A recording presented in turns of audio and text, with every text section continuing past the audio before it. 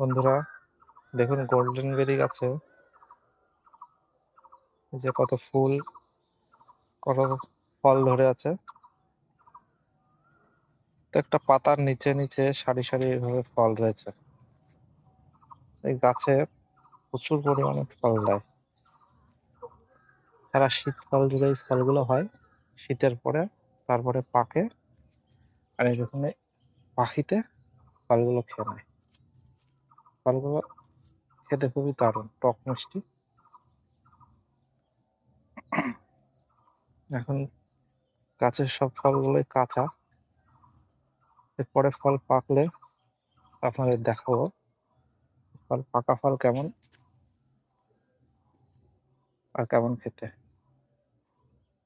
দেখুন কত ফল আছে। এখানে একটাই গাছ,